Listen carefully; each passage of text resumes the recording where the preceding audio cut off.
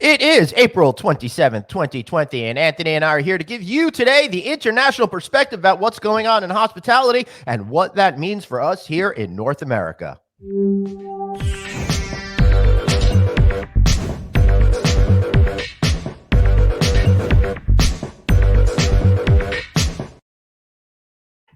Welcome to the show today, Anthony Melchiori. So great to see you on this Monday morning. I mean, it's not Feel Good Friday, but I had a little rest and relaxation over the weekend, and I'm trying to feel positive today, even though it's icky, gross, and horrible outside. Well, I was trying to get into that rhythm of our intro. I'm kind of getting used to it. Yeah, I know this weekend was a weird weekend for me. I'll be honest with you. It was it was like it wasn't Saturday or Sunday. It was like that day and the other day. Right. And it was just it was weird. I don't know what happened this weekend. I don't know what I did. I don't know what was going on. But I will tell you, May 15th is when they're looking to open up the city, and I hope that the number keeps going down because I'm starting to see everybody around me. We're getting a little antsy, but I hopefully they'll open it when it's the right time. May 15th, maybe too early, but anyway, yeah, the weekend was a little weird. But what I really like to see is the European perspective outside of America. I want to see what everybody else is thinking because a lot of us, like even when China had the virus and Italy had the virus, we were like, it doesn't exist here. Like there's no planes that come into JFK or to America. Yeah, right. Hey, that's like, America for you. That's really it is. We think we're on an island. So I'd like to get their perspective, where they are, when they're going to open, what's the feeling. But before we do that, we're just going to bring on producer Jeff real quick, who's going to talk about something that has a word that feels vaguely European. Jeff, great to see you. I understand that you took a couple of days and actually supported one of the hoteliers that were on our show. Yeah. I did, yeah. Listening to the show, I think on Wednesday or Tuesday, Nick from La Pierre Hotel by Kimpton in West Hollywood was on the show, and he mentioned that they were doing really good social distancing, and the pool was open and the was open, and I took advantage of that because it was hot this weekend in LA, and it was absolutely amazing. It was my first time being in a hotel since this whole thing's happened. And honestly, I was like a giddy schoolboy because just checking into the hotel, I felt like a little bit of normalcy back to my life. Like, what was it like checking in? Did you go to the front desk? Did they give you a key? How was it? So I walked up and the doors were locked, and there was a number on the front door to call. And when I called that number, the front desk clerk came down with masks and gloves, opened up the door, walked to the front desk, and we socially distanced 6 feet apart. She didn't touch my ID or my credit card. I put the credit card into the machine, and the only kind of interaction was her actually handing me the room key. And then for the rest of the weekend, I can't say that there was any instance where I had any issue with distancing or cleanliness. I saw them constantly wiping things down in communal areas. In the communal area, we always wore masks, and it was notated so that you had to wear the masks. And, when we got to the pool, we took the masks off and enjoyed the sunshine and being able to get in for a swim. Was there food and beverage service, and was there one person to an elevator? There was no food and beverage service. Fortunately for that hotel, they're super close to a lot of things in West Hollywood. So getting food was no problem whatsoever. Getting it delivered or going out and, picking something up and bringing it back. The hotel, because there's no food and beverage, they are completely fine with you bringing things in, and they had an amazing mini bar as well that, if we wanted to, we could have, had from there. How was the elevator? How many people were in the elevator at the time? There was one time where I got to the elevator and there was another couple coming in behind me, and they waited for the other elevator. That was the only issue whatsoever. But, we're also talking about a hotel that was operating at pretty low capacity, but it was amazing. So the new normal of travel to you seemed fine. It seemed reasonable. Yeah, absolutely. It's especially while we're going through this and while we're learning this, I'm a professional traveler, and I had no issue whatsoever with any of the guidelines. I felt completely safe. I felt completely isolated with, the person that I was there with, and had a fantastic time. And I can't wait to go back. If this, in California, working probably a little bit longer than most of the country, and if that's the case and it continues to stay hot, I'm probably going to book another couple days there. That's great. Thank you, Jeff. Yeah. Yep. Awesome. Have a good show, guys. Great. Thanks for being here and supporting us every single day. So that's really encouraging to hear that somebody actually got out and about that we know and was able to check out a property firsthand. Well, yeah, it's encouraging, but I also don't like that he's advertising that he still has a beard when he doesn't. So I don't really like that, but that's okay. So let's start the show, my friend. All right. Let's bring in our guest today, the incredible Rob Paterson, CEO of Best Western GB, Mr. Fabian Bartnick of Infinito, and David Turnbull, who does hospitality tech talks. Is that what Tech Talk Travel? Sorry, Tech Talk Travel. My apologies. I'm a little rusty here on Monday mornings. Welcome to you guys. We are happy to hear and see you today. Maybe Rob, let's start with you. Where are you today as we are having this conversation on April 27th? Well, good morning to you over in the US. I'm in lovely north of England today, York. The sun's shining. It's let me think in Fahrenheit, probably high 60s. So that's not too bad for the north of England. Show off. Yeah, especially in April. Yeah, absolutely. It doesn't happen very often, but come lockdown, sure enough, the sun comes out. We couldn't be happier. So you're the CEO of Best Western in that part and of the world. And so what does that look like now? Are you in your office or home? I can't tell. I'm coming to the office. I'm the only one here. I've been the only one here for the last 3 weeks. I don't really probably necessarily need to be here. And if the police stopped me on the way here, I probably wouldn't have a good answer, but I feel like I have to be here. So I've kept coming by myself. So right now the hotels are open. They're closed. Some are open, some are closed. What are there restrictions? Is everybody on lockdown? Give us an update. Yeah, full lockdown here in the UK. You can only open your hotel if you're accommodating key workers or doing something on behalf of the government. We've got about 51 hotels open and 230 closed. So majority of ours are closed. And we are at the moment one of the largest hotel chains operating. We are the largest hotel chain operating in the UK. So that gives you some indication of how many hotels are closed here. And what's the highest occupancy you have in your busiest hotel?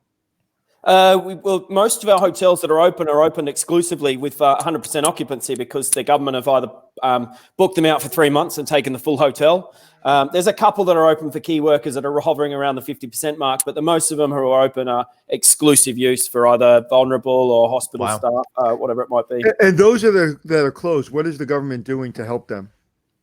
They were pretty quick off the mark to announce a furloughing scheme. Furloughing wasn't a word that we were familiar with here in the UK too much, but they introduced legislation for that. So temporary layoffs, and they're covering 80% of salaries up to a certain point. And then the other part is they've put in a CBILS loan scheme. So CBILS stands for Coronavirus Business Interruption Loan Scheme, which you can take a 12-month interest-free loan, and that's to help cash flow because everything just completely seized up when it first started. And those loans started to be paid on Saturday morning. They started to come through, so that's good news. When do you think they'll start lifting the restrictions? How's the curve? Is it flattened? Is it peaked? Where are we? Yesterday, they announced that we are on a definite steady decline in the cases of deaths. But I'm involved in some of the reopening plans, particularly in the hotel industry, and it's going to be some time before we're back to normal operation. And when we are back to those unlockings, it's going to be with some serious restrictions. When you say sometime? What's sometime? A month, 2 months, 6 months? Next announcement is May 7, and it's highly, highly unlikely that the hotel industry, there's a 5-point plan that the government are working to. It's highly, highly unlikely hotels will be included in that first point. We expect towards the end of May, there'll be an easing of restrictions and the government lockdown will be released. But there'll be very strong social distancing rules and caveats that will come along with the reopening. Right. What about psychologically? How are folks doing over there? And then we'll get to David and Fabian and find out what's going on in their parts of the world. I think we're well into. I think we're 6th week into lockdown. So from a community point of view, I think everyone's had enough. But there's huge, as there is around the world, there's huge support for looking after the National Health Service. And there's a lot of love for the doctors and nurses that's carrying on, and people are right in behind it. But I think anyone with kids is pulling their hair out, and anyone without kids is just waiting for the pub to reopen. So I hear that. That makes a whole lot of sense to me. All right, moving over to Germany and Berlin in particular, Mr. David Turnbull. What's your experience like over there as of today? Where are we at in Germany? Germany's an interesting case. I think it's being a little bit like the canary for Europe in terms of testing how to come out of a lockdown. Germany needs to give credit to a lot of smaller countries that surround it, especially Austria and Czech Republic, that have been even more advanced in testing this out. They didn't close hotels. They just restricted leisure travel. So that meant that it wasn't just about essential stays like they've done in the UK. This meant that if you ran a business and you needed to travel from Munich to Berlin, you were permitted to do so. This has meant that a lot of hotels have made a conscious decision not to close, especially because the government, like the UK, were very quick to introduce 80% pay covered during this period of Corona. They call it officially part-time work. You reduce your employees onto a minimum amount of work and you get 80% of the salary covered. They were quick to announce for small and mid-sized companies grants immediately up to 15,000 euros. They've set up credit facilities which will be approved within 3 days online for 250,000 euros, and within 5 days with the right papers up to 2.5 million euros. They had that out before the end of March. Right. Hey, we got somebody saying hello from Frankfurt. So we got people from your country listening today. I'm officially Scottish, so I really can't represent the Germans that much. but I've lived here for 17 years. Fabian's German and lives in Singapore, so we kind of mixed this one up. And have you seen an increase in, like, where are you now? Are you at the peak? Are you going down? Germany has been incredibly lucky in some respects, based on the fact that it's not got one big metropole like London or Paris. It's spread across 7 cities. Berlin is the largest city with 3.5 million. Has actually got one of the lowest corona incidences across the whole country, which is very interesting. Timing of school holidays being on the other side to where Carnival was held in early February meant that there wasn't a high exposure to corona in Berlin. And so easing of restrictions occurred last Monday on the 20th. All shops that are smaller than 8,000 square feet were allowed to reopen, with the exception of hotels and restaurants. Are you walking around with masks and gloves? As of Monday, because it's a federal country, Germany, all states, with the exception of Berlin, require you to wear a mask as you go into these shops. Berlin has decided not to make that imposed. The consumer has the choice. So this is one of the interesting comparisons to the rest of Europe. Germany has this federal 16 states, and within that 400 organizations making micro decisions on how to handle corona. So the speed, the response, it's just like a startup. They keep iterating and then feeding back best practice. And how do the citizens feel? There's and that goes for all of you. How do they feel like your government's on top of it? Or do you think they were too slow? No, psychologically, I have to say, as a Brit living in Germany, comparing the two, the psychological management's been superb because they're giving you 2-week milestones as to how they're releasing the lockdown. So you know already 2 weeks in advance what's coming up. So people start to relax their behavior a little bit, which is the negative because they know it's coming. On the other hand, they can deal with it in a better way. So I think so far management in Germany has been very strong. Now, you said they're starting to open up again, but being opened up is very different than people actually embracing that. Right. Are people starting to head out, and are people attempting to get back to a sense of normalcy, or are they staying at home and going, yeah, I'm going to wait a little longer? So I took a picture on Friday. I was driving down Kudam. I literally stopped the car and got out. Louis Vuitton. 20 people socially distanced queuing outside, and I posted this on Instagram saying first world problems. Right. So I'm going to make an honest point here, which is that let's exclude hotels and restaurants. Consumer behavior, they will do the maximum that the government allows. right? Right. Secondly, people that want to travel are going to travel, and people that feel that that's a risk are not going to take that risk. So I think the only limitation that we have at the moment is what is imposed upon us by regional or federal level guidelines. Hotels themselves has a responsibility, of course, to make customers feel comfortable and safe, but there are so many different flavors to how you're going to do that, if you know what I mean, that you can overkill yourself overthinking this, or you can be pragmatic about it and, you know, keep iterating the service levels that you offer based on the best government advice out there. Right. Yeah. So moving to Singapore, a very, very different culture, very, very different form of government. Curious as to see what your situation is right now and what this has been like for you living in somewhere that's a little bit more rule centric than here in the United States. We started off relatively strong, I want to say, from a containment perspective. We kind of gradually started the lockdown period. So about 2.5 weeks ago, we really started locking down. And I'm again excluding hotels and how the occupancy levels are. One thing you can't forget is we only have a small population from a domestic perspective. So everything needs to come into internationally, right? But from a living perspective, it's interesting because so many different facets of life are now coming together. You're looking at 2 or 3 weeks ago, we started shutting down shops. You could still go out. Everything was restricted, but you didn't feel it, right? It was a little bit like go out there, be cautionary, and everything is going to be okay. And then about a week ago, we extended the lockdown until the end of June, actually. And if you look at not end of June, beginning of June, and end of May. If you look at the other Southeast Asian countries, Thailand extended until the 31st of May, even though the numbers are getting better. Indonesia extended. Even India hinted today that there is possibly an extension going on. And then Singapore did another thing that over the previous week and this week until the 4th of May, you have like a double lockdown where only one person from the household can go out. Where really more and more things are restricted just to really nip it in the bud and bring it fully under control so that you can start easing it. What happens if people walk out and are not on lockdown and they don't have no reason to be out? Are they ticketed? Are they asked to go home? What happens? Yeah, ticketed. I mean, it's not like I think I saw yesterday an article that says 18,000 people got a fine in Bangkok for being out and about after 10 p.m. Right? People here generally follow the rules. It becomes tricky when you see families, but generally people deal with it and say, you know what, we're doing that for a reason. And there's great unity here. Yesterday evening, we were on the balcony singing a song for Singapore. Right. And essentially all of our neighbors, and we're living in a complex with 700 apartments.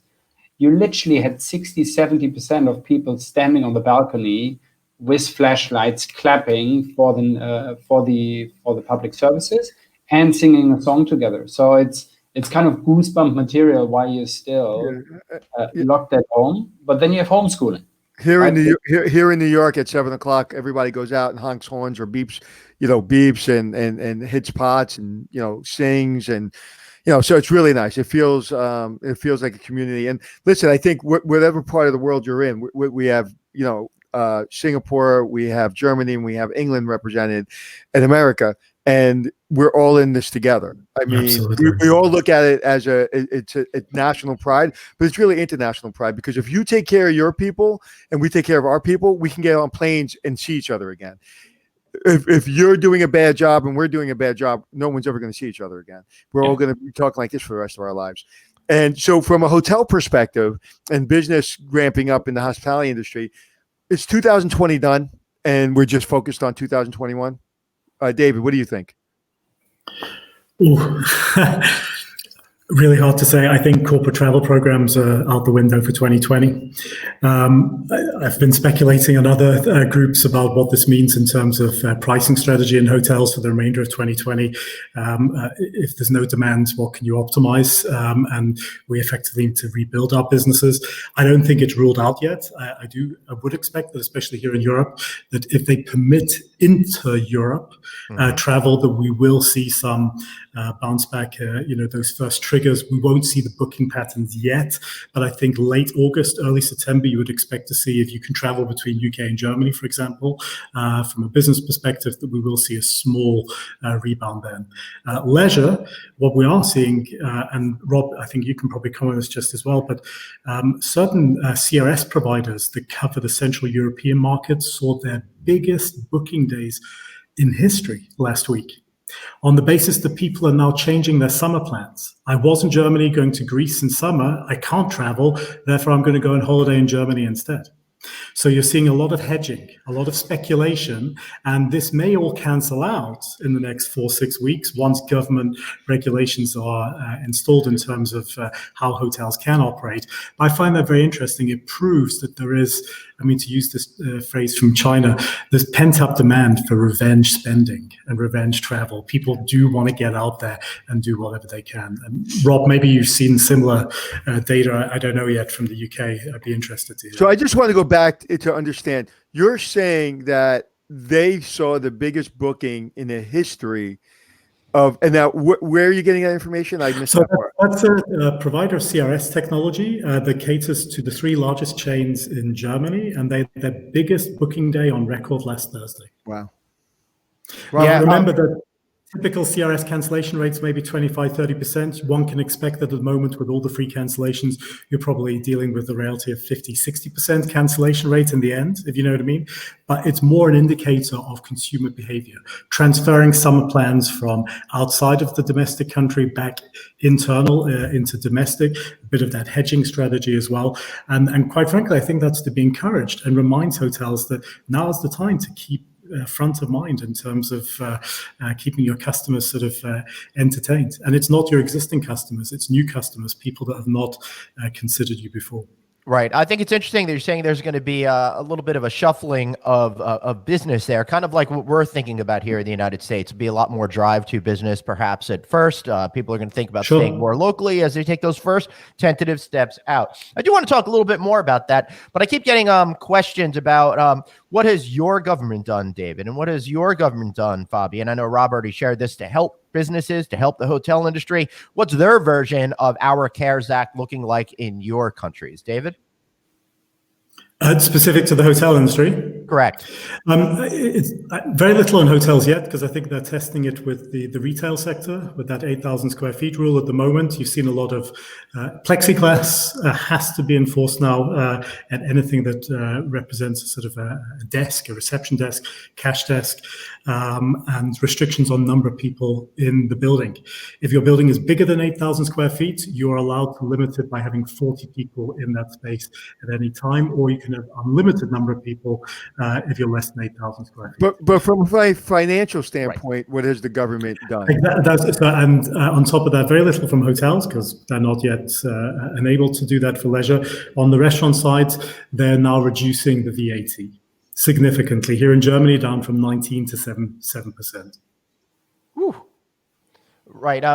Fabian, is the government of Singapore helping out hoteliers with any, cash and incentive benefits? What are they doing?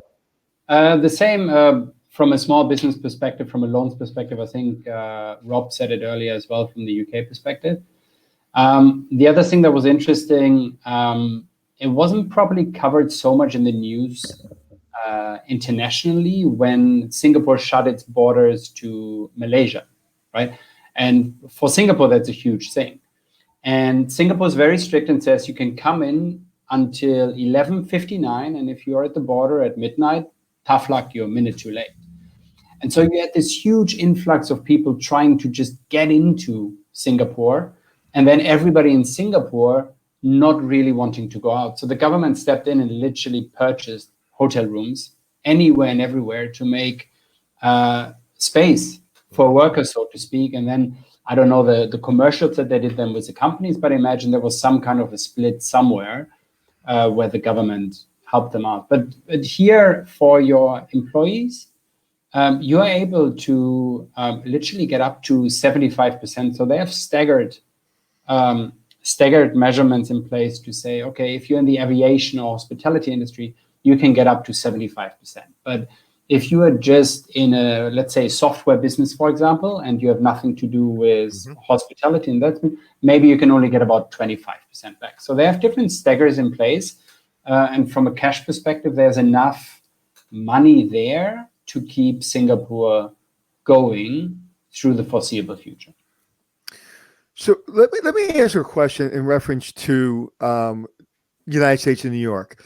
New York has been a hotbed around the world, and I live in New York. We live near the beach, so we're able to go to walk on the boardwalk and get fresh air. And it's not what everybody thinks. It's this black plague is over our head right now.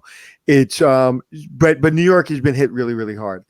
What is your perspective of people coming back to New York? Do you think people, because New York has been all over the news, do you think that people are going to hesitate to come and do business in New York? Or do you think once everything's open, we're coming back to New York because New York is, the epicenter of the world? What do you think? Anybody can take out. David?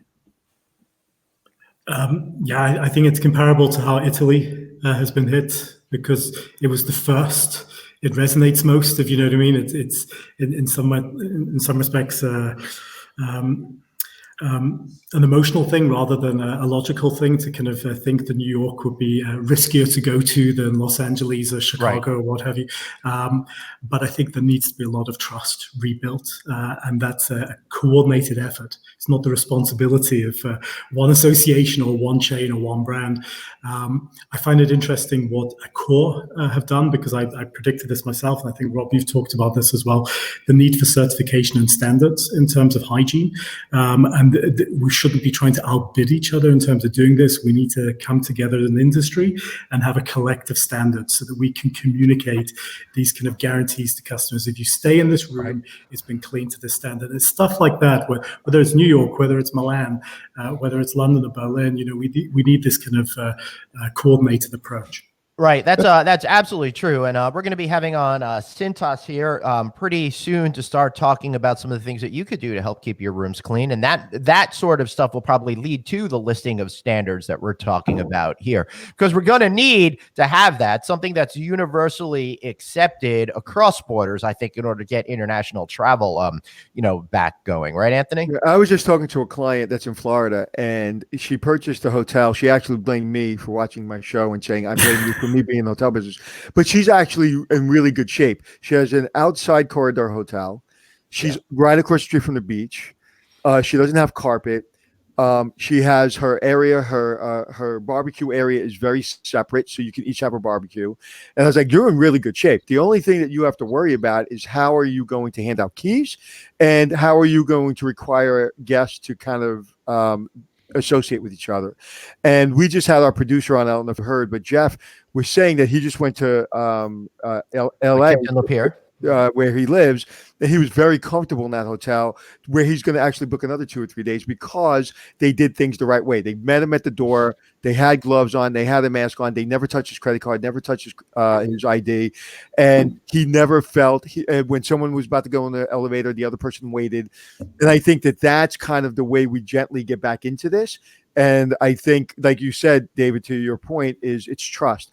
And it's not about Hilton or Marriott or England or New York or Singapore outdoing each other. It's sharing. One of the things that we're seeing all across the board right now is everybody sharing. And when people ask me what are the standards, it's like, I'm waiting for Marriott, I'm waiting for Hilton, and I'm going to read their standards, and I'm going to work with I'm a spokesperson for Cintas, so I'm going to work with Cintas to see what they're doing before I get out in front of them, because I'm not a doctor. And I think it's about sharing and not keeping, because again, if you infect somebody, okay, because you're not doing things right at your hotel, that person may go to your grandmother's, sweater shop and get your grandmother infected.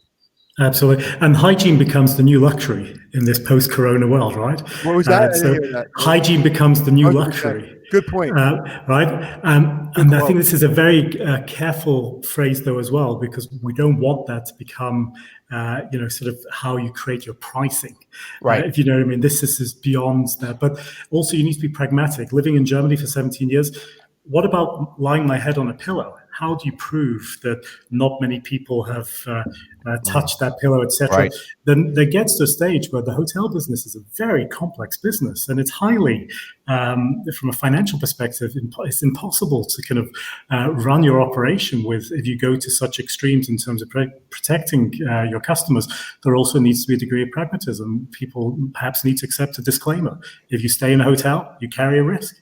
If you know what I mean. So I think there's two sides to this, making the standards, but also making it clear by traveling at the moment, you do take a risk. I think, when people say it's harder to keep hotels safe, I disagree totally. I think we're in the safety hygiene business. That's all we've done.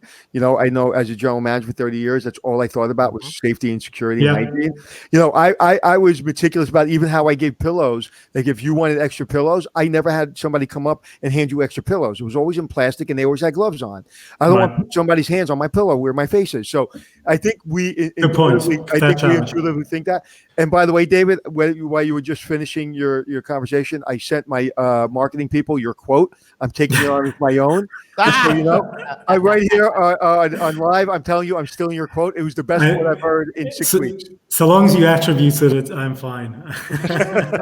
No, he's gonna attribute it to himself. We're sure, David. It happened to be all. I'm being honest with you, David. I'm taking that one for myself. You're not the first person I've shared it with. All right, but I'm going to see where it comes up. So hygiene is the new luxury. Is so true. So Anthony, go ahead. Speaking about this same particular issue, I thought it was important to bring up that Airbnb is offering new recommendations right now for personal protective gear like masks and gloves while cleaning. In addition, rentals must be spaced out between a minimum of 24 hours and as much as 72 hours to create an extra sense of security for people. If I was an Airbnb, I would have such a tough protocol. And if I owned Airbnb and I was like, say I had 10 properties, I would social media the crap out of my 10 properties. I would show the cleaning process. I would have guests comment on how they felt. I mean, right now, if you're Airbnb, like if you have a Marriott or you have a Hilton, you have standards, plus you have a management company, plus you have a general manager, and you have layers. Mm-hmm. If you're an individual property owner, you need to get out in front of this and wear masks and gloves, and watching people clean was the things, that we never wanted to see. Now, if you don't have that, and not only not have that the first week or the second week, but continually, I think I want to see a houseman cleaning banisters for another 100 years. You won't see this houseman doing that. I'll tell you that much. Okay. Wow. You know what? That was almost funny. And, look, I made you laugh on Friday. I figure it's going to be another 2-3 weeks. And we had a conversation last week. Is like, I don't want to see housekeeping carts in a hallway. I don't want to see that the towels are out for people to touch or sneeze on. I don't want to see a mop that's out. I want everything to be contained. They have these little black things you can bring into the room, and so I think that it's not. At first, I thought maybe, I'll be honest with you, I was like maybe. When we get back to normal, it's going right back to normal as quickly as possible, and people are going to forget. And I take that back totally. I think this is the new standard, and it's going to continue just like TSA. Yeah. All right. Let me jump in then, and we're getting some questions. Here in the United States, we've had a severe shortage of PPE, personal protection equipment. How has your societies been in making sure that they have enough of that sort of gear? Rob, maybe you could start with that one. We don't. The same issues exist here, and I think this is one area that the UK government has probably taken a bit of heat for not being on top of. But they're quickly catching up, and actually, from a private enterprise point of view, it's not that difficult to get hold of it. It's just the price of it, and once you get a pricing list, it's the pricing list changes in 24 hours. So we tried to buy a whole heap and stock it, and you got a quote, and then you go around and check another couple of quotes. You go, right, okay, I like that one. Go back to the guy, and then he'd say, okay, price is gone.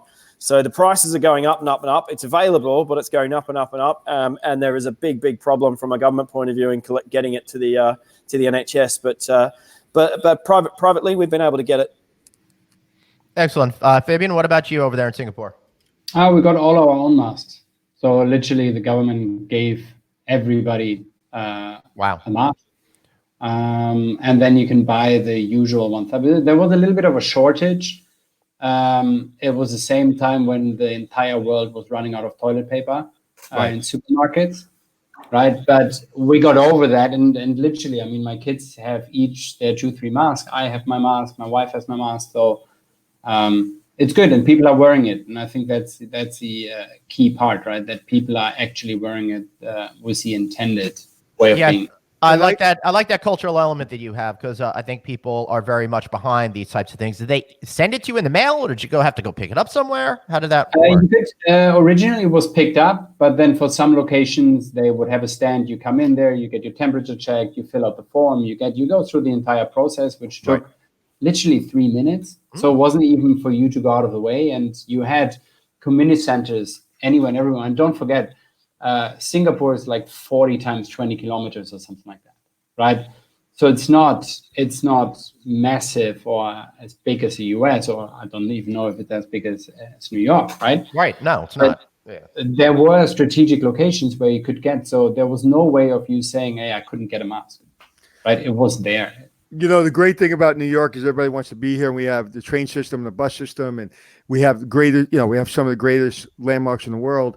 And, but the bad thing is everybody's on top of each other. You have 9 million people, and we're all in the subway. You know what? Somebody said to me, how do you think it happened? I was like, well, we get in a tube that goes, with 4 million people a day, and we're all basically going the same direction, and we're all within an inch of each other. I think that had something to do with it.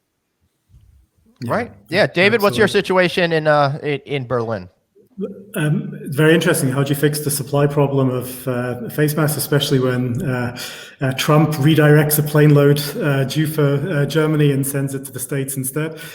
You look at it from the other way around and say, listen, so long as you cover your face, and it can be even with a scarf or a mask that you've made yourself, that's fine for us. So in the States and Germany, where this has now been made a requirement, which doesn't include my state of Berlin, that's what people can do.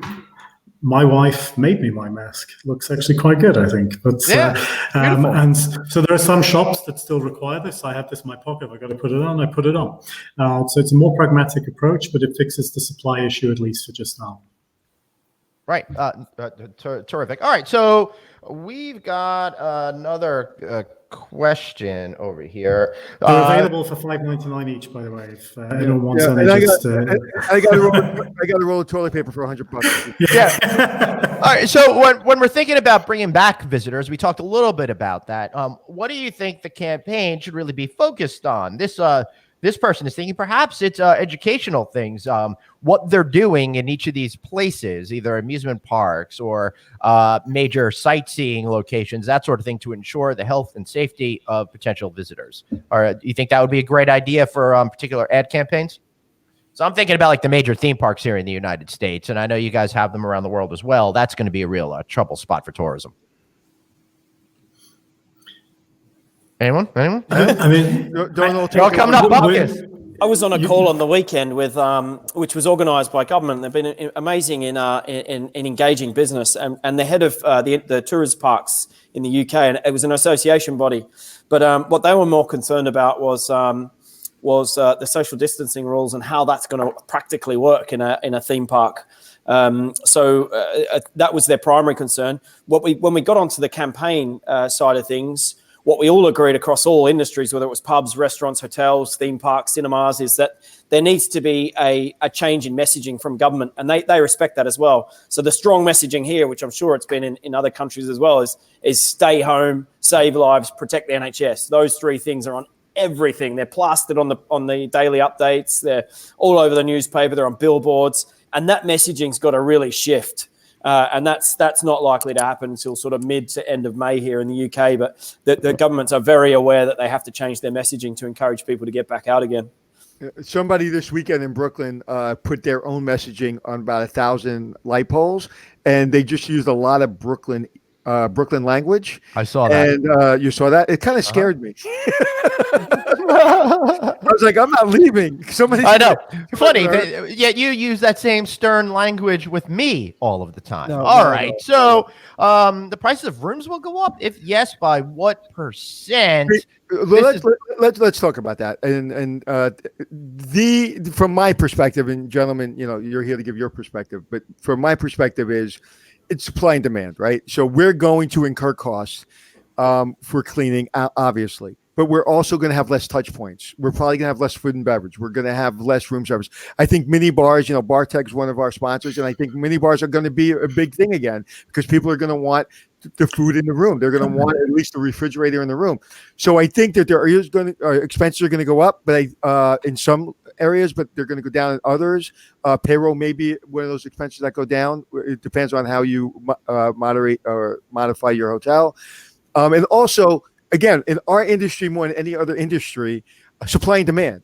Mm-hmm. So you can't arbitrarily say, I have more expenses, so I'm gonna increase $20 and you're gonna pay for it. And my competitor says, oh, well, I don't have that expense, so it's less than $20. And so it doesn't work that way. So you have to, from a general manager and analysis standpoint, you have to make that work. So necessarily the rates aren't going to go up. Matter of fact, I think for a good year, you're going to see a lot of bargains. Guys, what do you think? I don't think the dynamics of how you price a hotel room are going to change. Go back to that phrase, hygiene is new luxury. That's going to impact reputation scores significantly. Hotels are going to change a whole lot of their positioning about the value prop of staying in that hotel, right? And it's beyond location, convenience, comfort, cleanliness, how we can present those. Going back to your point about how we educate the customer. Yes, I still stand by my point. You need to be pragmatic about this. You can't fix every single touch point. You can do most, but you can give much better pre-arrival education about this is the standard that everyone in our hotel follows. Right. And that helps if it's a government or a national level standard as well, and that you're approved, certified in there. And I think that there's companies out there can drive those standards. We're going to come in this together. So hygiene's new luxury. Reputation will drive that as well, and that will drive price. And there will be demand for the hotels that are able to accommodate that. And if you're not, then you will fall down the rankings. And previously, you may have been a better booked hotel, and your owners need to make that decision how they want to invest in that. Florian, Fabian, you and I were talking about this literally, last week about the new rules of pricing. The dynamics don't change. It's just the value problem. Well, yeah. Oh, yeah, Fabian, let me just say before you answer this question that Fabian is a pricing expert and has spent a good chunk of his career on the revenue generating management side. So what he's going to say is coming from an expert opinion. Sorry to cut you off, but I needed to prop you up a little bit. Okay, thanks. Who you are. So it's going to be interesting. We're talking supply and demand, right? But we equally cannot forget that we're now in a time where people don't have disposable income anymore for the foreseeable future, right? So you might have enough demand, but at what price? I think the next part we need to see then is geo pricing will become way more important because you will only take as a country other countries that you trust and have full control on their situation. From a perspective of before I open my border to everybody, I will be very selective of who can come in and who can come out, and there will already be certain dynamics. I think we have an amazing opportunity to finally, we as in hotels, to not be toothpaste anymore. Because we have kind of gotten down the route of, look at Colgate. Colgate has a website to tell you all about their 50 different brands of toothpaste that they most probably have no idea which one is better and what. And we kind of have, through distribution, hotels have become this thing on the shelf, that product that was pushed out there without any kind of differentiation factor. And now I think for hotels, they can really start differentiating themselves and really push then. People realize travel is not a commodity. Mm-hmm. It has now, you said hygiene is now a new luxury. People will now look at travel and say, hang on one second, I took it so much for granted. Like I could go anywhere and everywhere. Who cares? This weekend, Bali, next weekend, Bangkok, other week, Sydney, Perth, wherever you might live. It was literally, you go wherever you want to go. Right. Now, people will choose and pick. And if you are not, if you're punching above your weight class, you'll be out very, very quickly.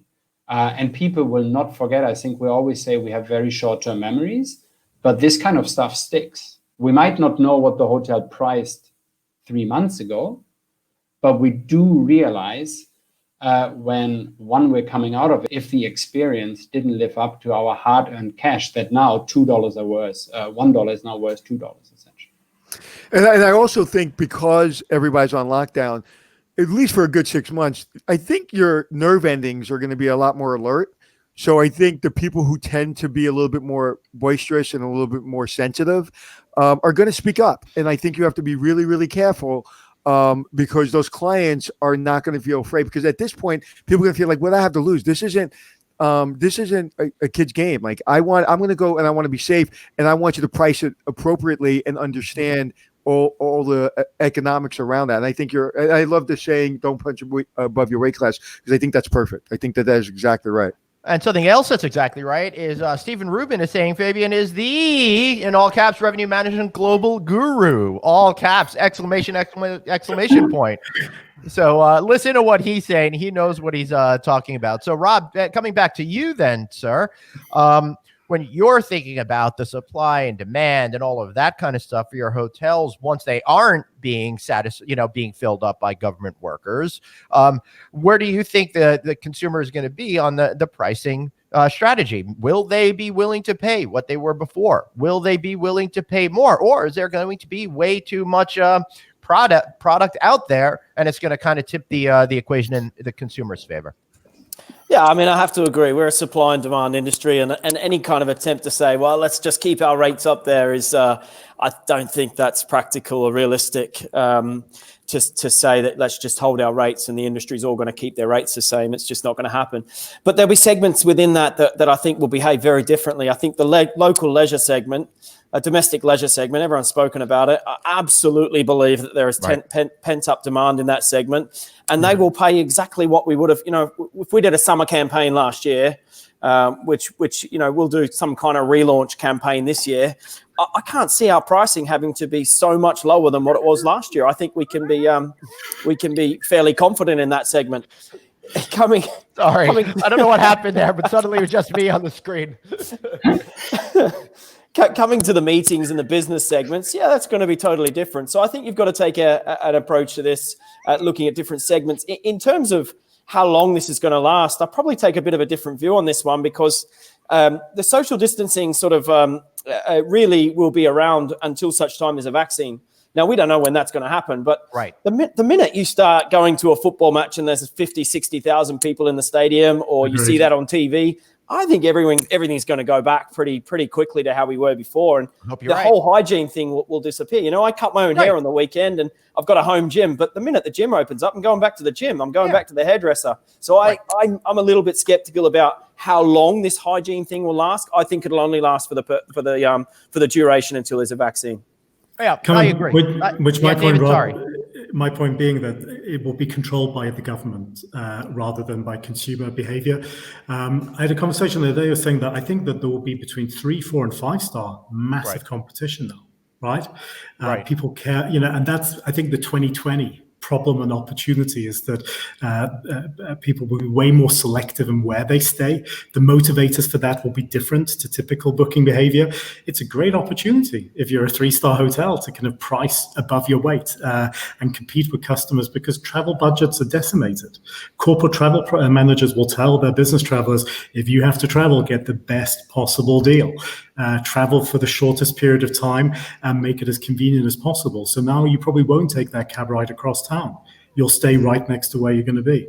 So we're going to see a whole different change of behavior whilst there's still this insecurity. The minute, Rob, your point on security comes back, that's it. It's game over. We can start to rebuild. Do you think in 2021 we really will have? Because if I'm a company spending $3 million, $4 million on travel budget each year, and now I realize it's actually working pretty well with people at home, right? Is that going to shock the system? Because I'm just looking at rates for Singapore over the next 2 months, and it's this typical wave format of weekday, weekend kind of pricing, and yet occupancy sits at 8%, right? And I just wonder, will those things come back? Leisure, I 100% think will come back. People will spend their money, go for the right thing.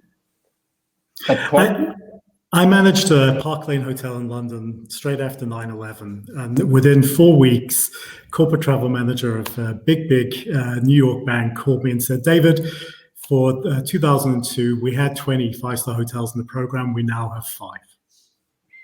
And that's likely what's going to happen again, if you know what I mean, which is that, yes, we are going to see a short-term correction based on all of this. But this sounds awful, but there's a whole lot of corporate travel managers at the moment rubbing their hands saying, oh, wow, we get to kind of significantly drop rate here over the next 2 to 3 years. But to your point, I also think the technology is so far ahead of where it was. And I think that we are finding that this is kind of working. In a lot of instances. I mean, yesterday my daughter had a signing day for college, and we had everybody on Zoom, and it felt like everybody was in the house, and it was very comfortable. So I think that's interesting. And also, the hotel business goes the way of the airline business. So if airline is pricing really high, then that means the hotel rates will be pretty high. If they're giving away those seats, then that means the destination hotels, those rates are going to be low. So, we're kind of, we all feed each other, and it's hand in glove with the airline industry. So I think that's, we're going to be watching each other. Right. Rob, are you in communication with David Kong, the CEO of Best Western here in the United States and other parts of the world, like William Dong, for example, out of China? Are you guys talking and communicating, figuring out kind of a uniform strategy on a go-forward basis here, or are you sticking to your regions?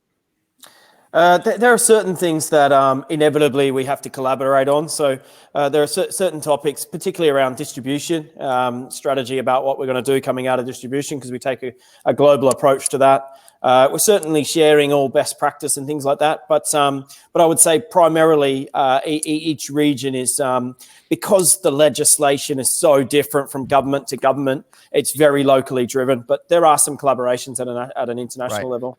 That makes a whole lot of sense. All right, so listen to this. All right, so I stay in hotels about 150 nights a year. The most important thing is making sure everyone feels comfortable. If people feel comfortable, they're going to return.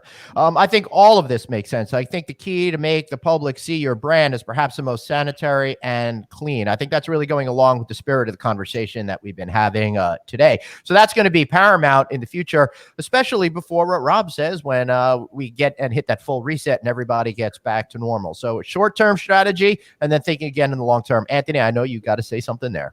Well, I don't know where I heard this quote, but I think cleanliness is the new luxury. Yeah, and, that's a good one. I think, didn't you say that, Anthony? I think I did. I think David tried to steal it. Sorry, David. And that's what you get for coming on the show. Again, what I love, how I live my life is it's basic, right? I never got too high, never got too low. I'm a pretty simple guy. I eat the same thing every day. I work out basically the same routine every day. I do everything basically simple. And I think the people that overcomplicated things are going to realize that, simple life is probably a better life. And I think when you go into a hotel, just give me a bed, make it clean. Don't give me a housekeeper for 3 days. I'll take my food into my refrigerator. I'll enjoy my family. I'll enjoy the beach. I'll enjoy the pool. I'm good. I love that you guys are nice and you smile at me with your mask on and you take your mask off and go like this. That's great. That's all I need. Leave me alone. And I think that that's going to go forward. And I think that that's, unfortunately, again, 6 weeks ago, I was completely not on this page, but this is going on a long time. And I really feel like we're what's amazing to me? I'll just take my family as an example. We're all very busy. I have 3 college students, volleyball and sorority. Everybody's so busy. My wife's a teacher. And everybody seems really content. Everybody seems real comfortable. And yes, everybody wants to go out and everybody wants to kind of start traveling again. But I think the simpler life, my kids are kind of enjoying it to some degree. And I think that it's going to be a little bit of a reset. I think this accelerates a trend that we see significantly in Europe. Brands like Motel One, B&B. I've just been approached with a concept development where literally the developer saying to me, "How small can we make this lobby? This is wasted space. Wow, we don't need anything. We'd rather hand that over to a third party, not to provide a restaurant, but just to provide social space." I do concern about the concept of social lobbies during this next 12-month period. If where you've kind of pivoted over to kind of a micro hotel hotel concept, and you've expected that people accept a much smaller room in return for that lobby is going to be dead for the next 12 months. But on the flip side, you know that these hotel rooms are programmed to be very clean, very safe. So there's a big sort of advantage in staying in them as David, well. I don't know if I agree with you 100%. I think that's okay. I like being disagreed with. I agree with you to some degree. I agree on some firms, but I think lobbies, again, it's up to the owner and to the manager to figure out the lobby. And if you give me a bar and you give me proper distance between the seats and you figure out the flow, I'm going to sit in the lobby because I need to sit in the lobby. I need to see people. I need to be back in. But if you put people on top of me, I'm going to sit in my room. So I really think it's up to you. If you do the footprint the right way and the lobby, I think you're going to be able to generate revenue. If you do it the wrong way, you're just going to piss me off. And I think it's and again, it comes back to those owners and those managers that understand nuance. The people that don't understand nuance will not be successful. The people that understand nuance and understand the little things are the big things and really are just overly sensitive about that. Like even like a towel, like a napkin on a bathroom sink. I don't want to see 100 of them. I want to see it in a container and I want to be able to pull it down. I don't want like the nuance of our industry is going to be an all-time high. And those people with that 5-star mentality are going to be okay. But the people that just don't get it, just will never get it. And that is the new luxury, if you know what I mean. That adaptation of the service levels. And that is the nuance. That's actually the bit that you can retain as being unique to your brand. There'll be 20 different ways to serve a drink on a table. And those that stand out are those that create great quality. And part of that quality is the way that it's hygienically served as well. Right. So I agree with your point, Anthony. I don't want anybody to be handing me a pen at the front desk. I'm sorry, Fabian. But don't you think that intimacy will be the new luxury now that we're fully onto that quote from David? Because the casual encounters where you just sit at the bar and then you banter with everybody around you, right? That you might be a little bit reluctant with the thinking of, I don't know where you just were. Right? Absolutely. Did you wash your hands? Absolutely. I think that already today. But... peanuts of the bar will go. Okay, let's take a vote. We haven't done this before. Let's take a vote. There's 5 of us. Raise your hand if you'll be shaking strangers' hands in the next 6 months. Oh, that's a good question. I bet you I will. It's 3. No. I won't be. I will not be shaking strangers' hands. And I'm a guy in the airport. I hug and kiss everybody that meets me and like, hey, how are you? You're a fan? I'm going to be I'll probably hug you before I shake your hand. I'll still take pictures, but I think we're all going to be a little sensitive. And you just said it. I mean, you said, where have you been? And did you wash your hands? I mean, how many of us been in men's restrooms and see guys walk out of the restroom without washing their hands? So, yeah, I mean, they're too busy on their mobile phones while at the urinals, and then they lose track of stuff and then just walk out. Did you ever see a guy drop it in the urinal? That's the best. But anyway, I want to get back to something really important. Before, when Glenn was on by himself, if you all noticed, he leaned into the camera and went like this. He took his moment. So the reason I blocked my camera is because I haven't gone to fit and laughing like that in about 5 years. I literally fell off my chair. Well, I've been waiting for my moment for about that long, Anthony. So it worked out for both of us. Well, I think I think levity is important. I think common sense is important now, and I think like I said, mindset and cash right now is going to get people through, and the governments are hopefully infusing cash. Yep. But and I'm dealing with people around me. It's like we can choose our mindset. People do suffer from mental illness, and people do suffer from all kinds of stresses and anxieties. But when you're around other people, you really need to help them with their mindset. I think it's really important for all of us because I see it around my family. I see it around my friends. We really need each other right now. So forget about business and forget about hotels and everything else. It's like right now we all need each other. And those of us who can stay strong and have a mindset that understands this is going to be over and understands this, we're going to get bigger and better and stronger. We owe it to the people around us to ensure and one of the things I'm seeing is people judging each other. Oh, that person went on Instagram and he looked weak, or this person can't get out of her own way because she's always complaining. It's like we all have our way in and out of this. And I think as leaders, we all need to keep that in mind with everybody around us, our employees, our guests, and our own family. That's just a public service announcement. You're welcome. Anthony, can I just add on that point of mindset? I was a management consultant for many years, also in pricing and revenue management, and fell into becoming the co-founder of a technology company, a startup. And I think that the hotel industry, from a development point of view, and developing especially services and standards, is very static, very staid. We have a great opportunity from a mindset point of view to accept that we don't know how the next 12 months is going to look like. And if you're going to wait, if you're just going to wait until you found the perfect solution to how we handle this, too late. You got to think like a startup. You got to keep iterating your product. You got to talk to your customers literally every day, actively talk to them and say what worked, what didn't work in your stay, and change your service the next. In a restaurant, you can fix things by the time in the next service. In the hotel, it takes much longer. And I think if we apply this startup mindset, not only will it mean we embrace much more technology and look what we can do to automate, digitize, and make contactless our service, but we can learn a lot about ourselves as hoteliers about how to, really accelerate a lot of the trends that we've been talking about for the last 5 years. I mean, how many companies have gone paperless and digital in a week as a result of Corona that they were planning to do in the next 12 months? So I think that mindset change that you've just brought up, Anthony, is a really great point. And curious to hear, Rob, your thoughts when you think, especially the hotels that you represent through Best Western. What are you seeing in terms? You post some case studies recently about hotels that were changing significantly their operation. Is there stuff that you're seeing there? Hey, Glenn, he's stealing my quotes and now asking the questions. I know. I apologize. I'm a natural interviewer. I'd like to announce that starting tomorrow, I have a new co-host on the show, Anthony. You know what, David? What you say is 100% true, and we kind of followed a little bit of the amazing stuff that happened at Citizen M in my last company, and at Village Hotels, we 5 years ago. This is 2015. We did full mobile check-in, kiosk check-in, and when we went around to start that project, there wasn't a person in the company who said it was a good idea. They were like, "You're mad," and it was private equity, so we just cracked on with it anyway, and we did it. And now I guarantee, if you went around to any of those hotels and said, "Hey, listen, I'm going to take the check-in station away, mobile check-in, go back to reception," they'd say, "You're mad."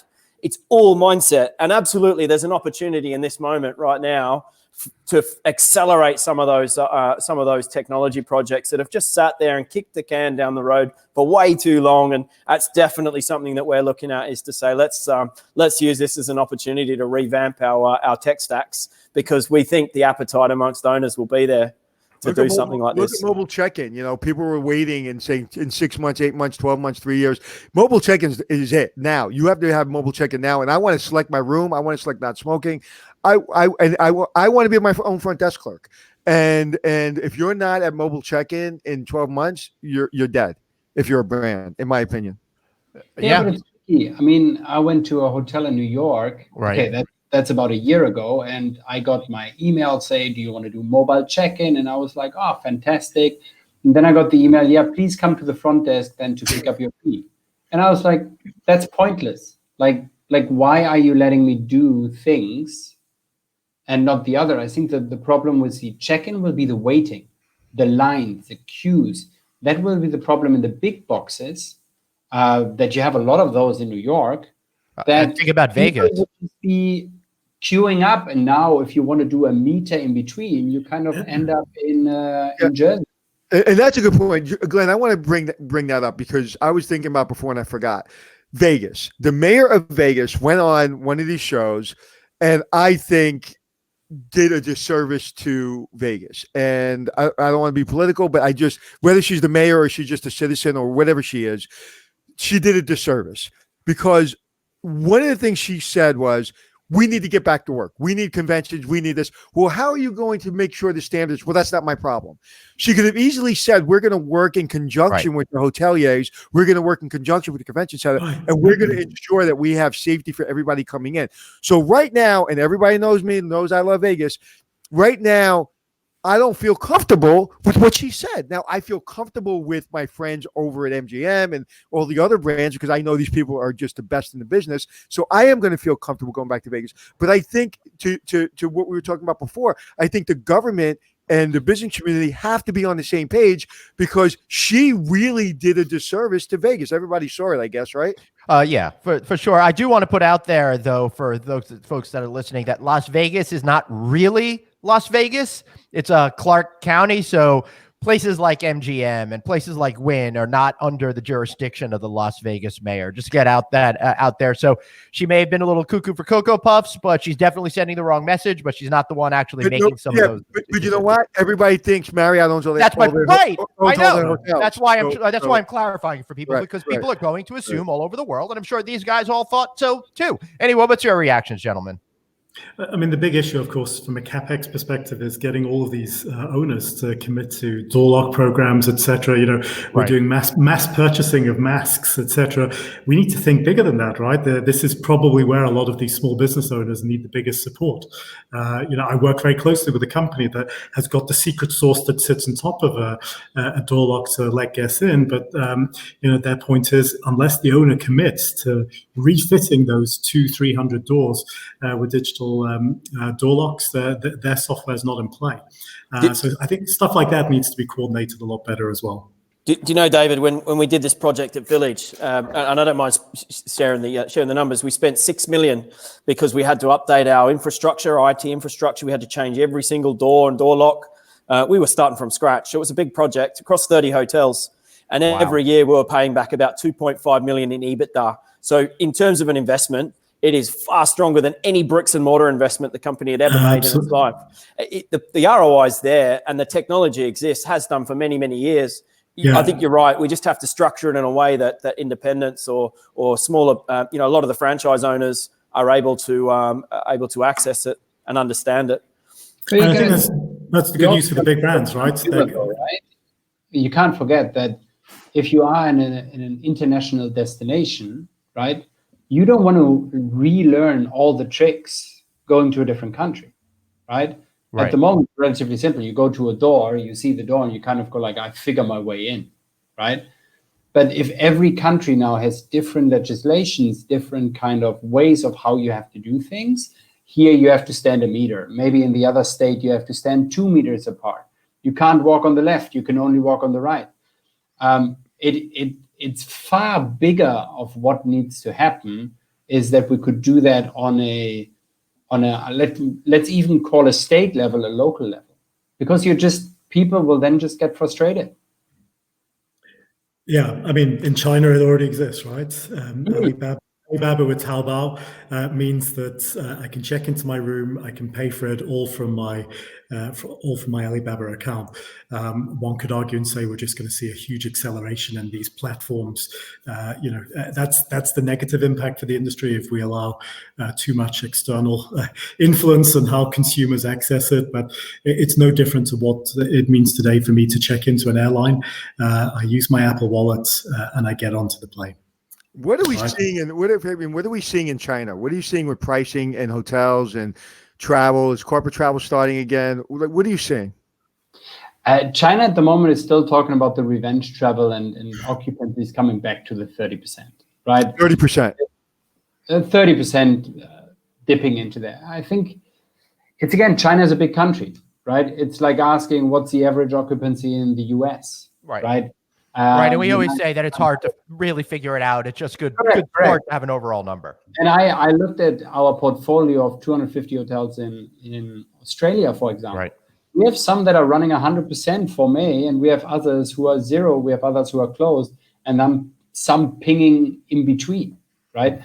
And I think that's the tricky part at the moment. It's a bit like trying to forecast what's going to happen tomorrow, right?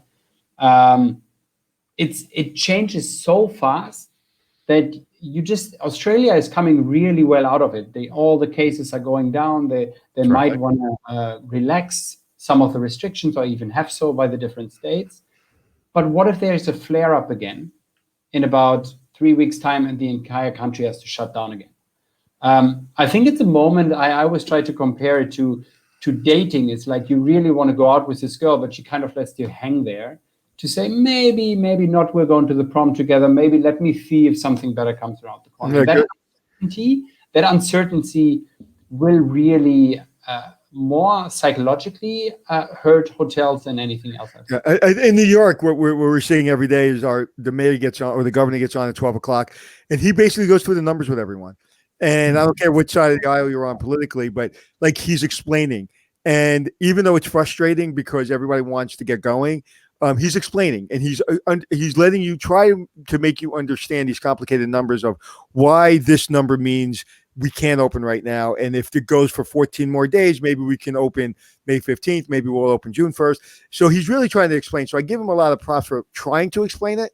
At least he takes the frustration out of guessing, but it's still, he's giving you the real numbers and the real facts. And, we'd like to see it go down to zero. I think the cases yesterday were what? On 100, something like that. Yeah. Right. We were up to 1,700. So we're seeing it go down. Correct. But, again, it comes down to it takes one person started this whole thing, right? Think about this. This happened with one person. So when people say, well, why does the number have to go so low? Because it started with one person. So if 30 people have it, it can go, it can skyrocket again. And so I think we have to be careful. Right. I agree. Now, I feel we've been on well over an hour. It's getting super late for Fabian there in Singapore. It's like 1:10 in the morning, I think, over there. Is there any other topics you gentlemen want to discuss, or should we move into some final thoughts? Anthony, you got any thoughts there? Is there any country that is getting close to a vaccine that you heard of locally? Like, what are you hearing from a vaccine standpoint? Anyone? Because I know you're all doctors. My dad is, but I didn't study as hard at school. No, I mean, you hear in the press all over, I think, Austria, Germany, UK, especially in Oxford, there's lots of research going on way too early. I've heard one report from the UK that they could have something by September already. But no, I think there's no, certainly here in Germany, there's no feedback yet. I know that you're not meant to drink disinfectant. I don't know if that's too soon for us to discuss this. David, I was so wanted to say that, and I was like, I'm going to choose not to say that. Yeah. But thank you for saying it. So Glenn doesn't yell at me for being political. But I don't want to be political. It's just, listen, at the end of the day, I think you're right. This is a worldwide, the vaccine, everybody's working on it together. I think somebody said the other day on one of our shows that never in mankind history had every single scientist working on the same problem. Yeah, right. Right. So hopefully, and I think that's what it comes down to. The quicker we go to vaccine and the quicker we go to testing, the quicker we get to work. Right now, if somebody announced there's a vaccine and everybody can get tested by next week, I think we'll be at 100% occupancy this summer. Yeah, which would be great. But unfortunately, we are not there yet. Fabian? No, unfortunately, we're not. Right. So it's a time of uncertainty that we have to live with. Right. Mm-hmm. And I think it's not the new norm, because if it's a new norm, we've given up.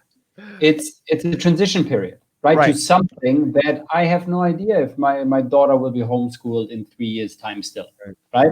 I hope not, but maybe it is, right? But there's so much uncertainty at the moment across the world that those kind of, I don't want to call them rumors, but exactly as you just said, you got to through rigorous testing. So even if you found something, it's not going to be on the shelf next week for everybody to just pick up a spray and go, right? And, and like you mentioned your daughter, my daughter said to me a couple of weeks ago, she goes, Dad, when I have children, if my daughter ever gives me crap, I'm going to say, I lived through a pandemic. Go to school and shut up. We're getting somebody's saying medicine is the new luxury. So I think we've got a new catchphrase. I don't like that one as much, because luxury was medicine was always a luxury, always needed. But I think my quote stands. I think it's the best quote. All right. Now that we know only Anthony has the best quote of today, maybe we should get into some final thoughts here. David, you haven't said anything of note, apparently, according to Anthony, this entire show. So maybe you can finally add something to this conversation. Well, other than my idea that hygiene is the new luxury, things that worry me are travel segregation. Would one country say, I only allow people to travel from another country? I won't say where, but I know that there's somewhere on the far side of Europe at the moment that's considering that. They were one of the first to shut their borders. They're probably one of the last to reopen. And I know there's already talk within that particular country about that they would only permit travelers from a particular destination. That, for me, is the biggest concern. On the positive side, a good friend of mine, Martin Solar, who used to be my chief marketing officer at Snapshot, he sent me a WhatsApp today. He says, have you ever heard of the Hong Kong flu of 1968? And I replied and said, no, never heard of it. He says, it killed 1 million people worldwide. He says, no one's talking about it. And we got back to life 6 months later.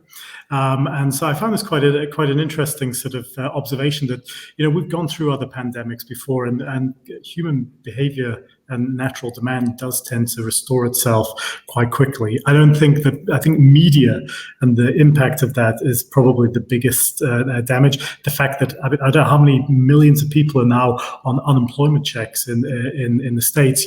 If you're marketing a theme park or whatever, you're going to be very careful about the messaging that you're sending out. It's the wrong time to be a seller of experience. So I think there are green shoots of opportunity. We are by nature survivors. We're going to get through this. We will go back to some form of normalcy. And actually, on the opposite side, the stuff that will change will be for the better of the industry. We will accelerate technology trends. We'll accelerate a lot of service changes, and probably look back in this and think, wow, this was the best thing that could have happened. I think from a technology standpoint, it's 50%, it's great because I think we're all still able to communicate. We're all still able to do business. On the other hand, I think being so transparent and we're able to get information in an instant, that there's so much information, everybody gets overwhelmed. And I think that just elevates the anxiety level in a lot of people.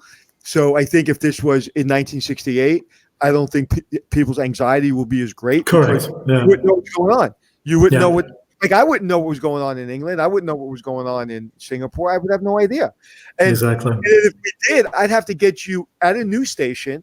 I'd have to book you, and then I have to put you and broadcast you. Now, Glenn with a button can get us all together, and we can. So on one hand, this is amazing. On the other hand, if we're spewing really scary stuff, it can get real scary. So I think it's 50-50. Yeah. Great. Fabian, how about some final thoughts from you, sir? We're at a pivotal point here, and I think we're redefining what something means to us, and equally what technology should and shouldn't do in our lives, right? I said earlier in regards to, is intimacy the new luxury? Like getting close to somebody, is that actually something that we look forward to, but only get to that point after a certain amount of time? And then how does that involve our traveling habits, so to speak, right? So I think it's great opportunity. It's like everything in mankind is, we will overcome it, right? We will come out of it in some shape or form over it. And I think David might be right. We look back in that in 12 years' time and say, thanks God that happened, because it pushed humans or mankind onto a trajectory that actually benefited the world for years and years and years to come. Not just possible. I love that sentiment. Rob, what about you, sir? Yeah, I mean, I have to agree with the two gentlemen before me, but I think that a crisis spawns opportunity, and I think innovators will stand up, and leaders who are looking for the opportunity will find it. So I'm pretty optimistic about coming out of this in a good place as a society, not just as an industry, but as a society. I think we'll see the good in and what we can achieve out of this, and I'm pretty optimistic about the future. Great. I love to hear that. Well, gentlemen, thank you so much for being here today. Really, really appreciate you giving us this global perspective. We hope to have you back on soon. So thanks so much, and we will see you all next time. Thank you, boy, sir. oh boy, oh Pleasure. boy. Truly. What a great conversation that was once again, Anthony. What a great production, my friend. You always inspire me. That was fascinating for me, and I think by the comments that you heard, people really enjoyed the international perspective, and they're also smart and so established in their careers and in their in what they do. It was obvious, and so I truly I got a lot out of it. I hope our audience got a lot out of it. I think that they did. Based on the conversations I'm seeing, man, a whole lot. So please, you were going to say something else? You just made me laugh like I haven't laughed. Well, I'm glad. I thought I got you on Friday, but it was really great to get you again today. Dude, I had to mute myself and block my camera because I fell on the floor. I literally fell. I got up from the floor and was pushing the button to get off mic because I was laughing so loud. But listen, there's a lot of stuff going out there, and one of the things I want to do, and I know we talked about before, but I think it's really important, is I would really like to get some experts on about how are people dealing with the stress. I think the psychological part of this is going to be really, really important. Well, I think that's a big conversation. Well, then I would stay tuned for Feel Good Friday when we're going to be talking to a therapist about all of these particular issues and how you guys could do a mental health check. So that will be Feel Good, because we all need to feel good when it comes to mental health. But Anthony, I'm looking forward to tomorrow's show, because tomorrow we got Cindy Estes Green of Calibri Labs with some incredible information that you guys are going to need to know when it comes to data and all statistics. I want to talk about her. I've been watching her since the beginning of my career, and I don't know if I ever spoke to her. Did you ever meet her? Do you know her personally? Oh, I know her very well. Mm-hmm. Okay, I've never met her, or whatever, but she has been in the forefront of revenue management and statistics, and just from the very, very beginning, before I even knew what it was. And so I'm looking forward to speaking to her. Yeah, and then we've got Del Rosso Hotel Effectiveness and a couple more hoteliers out there to give you their perspective as well. I'm so excited to have you guys join us. Now, if you didn't get our newsletter yesterday, then you're being foolish, because obviously they haven't signed up for it. And be sure to do that. Text the word hotel to 66866. That's the word hotel for 66866. Get our newsletter, a summary of everything we talked about this week, as well as stuff that's not available online. Anthony, sir, you were going to say? Yeah, I was going to say something, but then I was going to text so I could get the newsletter. We're going to have Cintas on very soon. And yes. I've been pushing for this because, Cintas was like, listen, we don't want to sell. I don't want to sell either. And we're very careful about doing that. This is not about selling. Right now, I am getting inundated. I can't keep track of how many questions I'm getting about cleanliness and how are we going to get back to normal if we don't feel the room is clean. And Cintas are the experts. And so we're going to be talking about that. And I really think it really needs to be talked about, and it's got to be everyone needs to understand that there's going to be a new section in your handbook, okay? And it's called sterilization and hygiene. There's going to be a chapter that you have to write, and you have to talk to the experts to write that chapter. So I look forward to that. Yeah, excellent. And I want to thank you guys all for being here today. I cannot tell you enough, and I'm going to keep telling you every day, thank you so much for your support. We really appreciate the outpouring of love and support that we've been getting over here as we're continuing to build this great community. I really feel as if the whole industry is coming together, and we are the center of it. So thanks for watching. We'll see you back here tomorrow, 12. Yeah? I got a question, one before we leave. Yeah. So is this the no vacancy show, or is this the checking in with We don't really have a name, because, all right, so let's give everyone a little perspective about what's going on there. We started out having separate branding and stuff like that, and then we said, let's start this show with no branding. And now, quite honestly, we don't know what the heck we are going to do with our branding over here, because yes, it's no vacancy. Yes, it's checking in. Yes, it's a whole lot of things, but then again, it's not really anything, because we don't really have a name for this. I don't know what to do. I love how Jeff just got those two logos. I know. That was beautiful. That was beautiful. And I think, so I'd like to hear from the audience. Do we need a new name for this show, or do we go with No Vacancy and Checking In with Anthony Glenn? Because we have it on the No Vacancy podcast. We have it on Facebook. We have it on our podcast, Checking In with Anthony Glenn.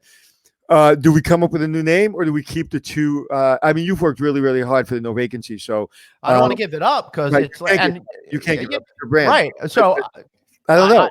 I don't know. Guys, tell us what we should be doing over here. That would be really helpful. Gaming industry. Yes. It's so funny you say that. Hold on. I'll let you know in 2 seconds if we have a gaming person. So Glenn, you keep the conversation going. What, I'm supposed to fill time? I'm no good on the microphone. I can't fill time needlessly. Thank you, Peggy, for saying we should keep the two names, but it is a little bit confusing. I think some vacancy, too much vacancy, Daniel, is what I'm thinking. It's okay. So give me a date for our friend, our very, very important friend in Vegas, who we had on our podcast. We can get her on, and I think I know exactly who you're talking about. I don't have it. I'm texting right now. So I don't know, man. Let's just brain power. We'll just figure it out for someday. Don't worry. I got guests all lined up for us for the next 3 weeks already, everybody. So we will get her in. We know it's important. We will shift the schedule around, and we will make it happen for whenever she is available. That sound good to you, Anthony? That's great. And I'm texting her right now. Say, give me a day next week, and we'll make it work. And she is probably one of the biggest leaders out in Vegas. And so we will see in instant time. You send us a text. You say, hey, can you have somebody on? And I give you an answer. We're going to have a major player from Vegas on next week. We just don't know the time and the date, just because you asked for it. Right. Thank you, guys. We really appreciate your support. Thank you so much for being here. And remember, you just got one life. Blaze on. And thanks for checking in. See, Anthony, I brought both of our show endings together. And remember, the quote I came up with, hygiene is the new luxury. Right. See you guys tomorrow, 12 o'clock.